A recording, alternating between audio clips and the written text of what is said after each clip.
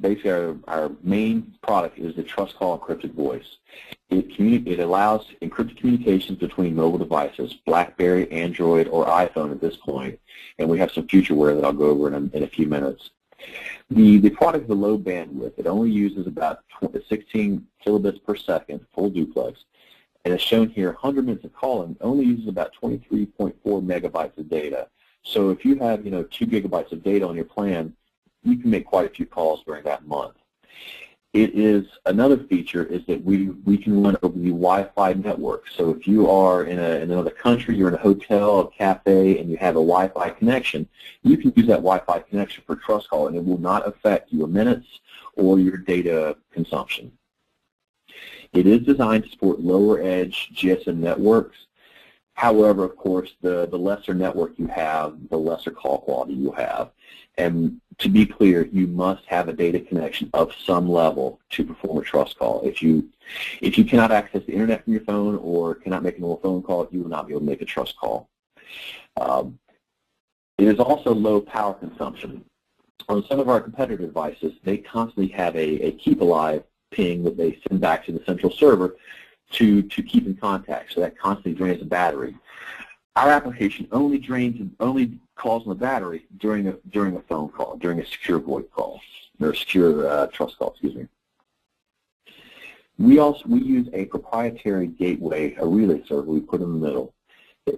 It's very, very difficult to put together mobile devices on the internet in a data stream. So we've used this proprietary gateway to sit in the middle. The relay server knows nothing about encryption. It simply knows the IP address and the username that the phone is logged into the server with.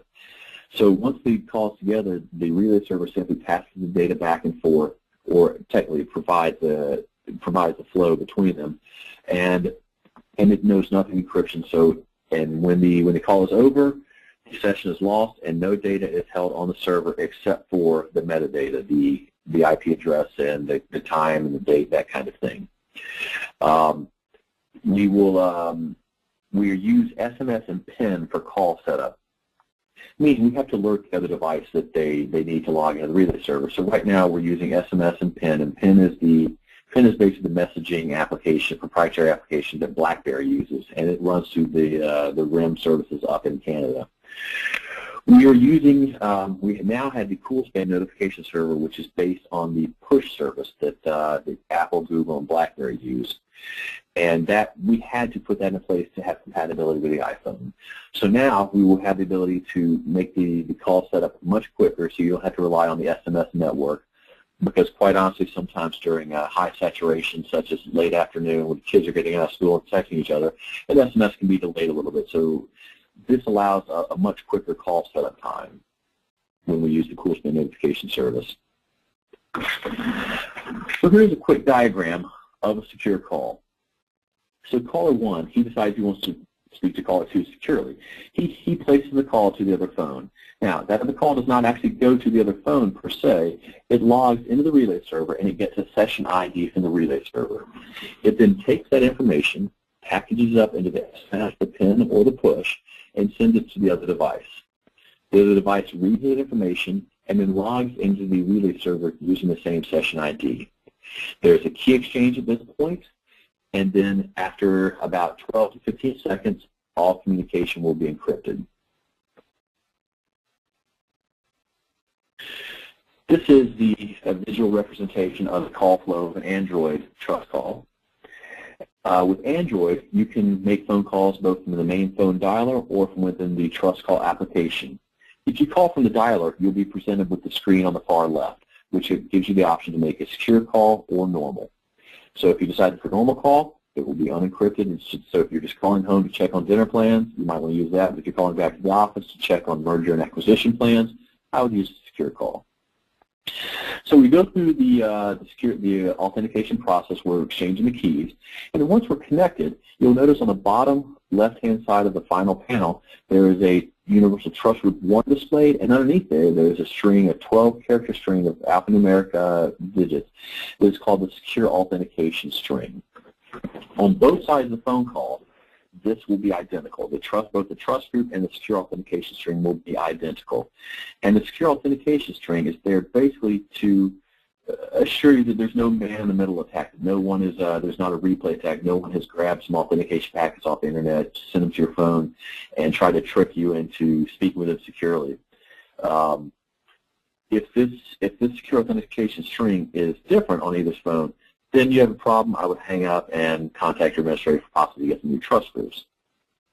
So one of the practices I recommend is when you have this phone call, the answering person will simply read off the first section, and the sending person will read off the last section. Once that's done, then you can begin communicating. One thing to point out too, during the call setup and the key exchange, no audio is passed. And until the universal trust group or the trust group is displayed, the secure authentication string is displayed, no audio passes. So you don't have to worry about someone picking the phone and start blathering on company secrets when they're not actually encrypted at that point. So as mentioned, we also have a BlackBerry trust call, and we have the same process here, except that BlackBerry is very stingy with access to their platform. So we have to go through the BlackBerry contacts in this situation. As you can see on the bottom left-hand panel, there's an option in your contacts now that says Place Secure Call. As soon as you hit Place Secure Call, it goes through the same process, logs into the relay server, contacts on the phone, they begin exchanging keys, and finally at the top, you are connected with the universal trust group and a secure authentication string. One thing to note too, there is a security feature in place. Both phones must be within 30 minutes of each other. This security feature is time zone aware.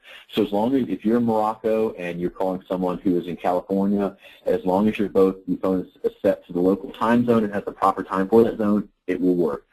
The reason for this is for replay attacks, so that someone isn't sniffing data and then forcing packets off your phone to trick you into a secure conversation with someone who you should not be communicating with securely.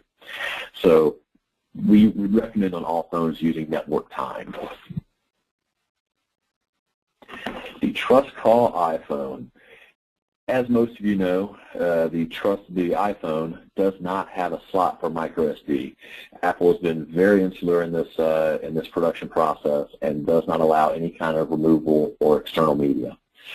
So we worked with an Apple sleeve provider, an iPhone sleeve provider, to create this sleeve. It's a company called Device Fidelity, and on the back, if you look on the far right picture, the back of the phone, there is a line at the bottom indicating that that panel will move.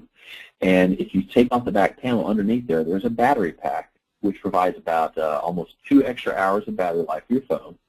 And underneath the battery is where we can hide the trust chip. Well, it's not really hidden, but it's where we place the trust chip. And that allows us to communicate to the trust chip to do our encryption process. Since Apple does not allow removable media or external storage, you cannot use the trust chip to store data as you can on the Android and the BlackBerry, but it's still functional for us so that we can do our encryption on the Trust Call iPhone.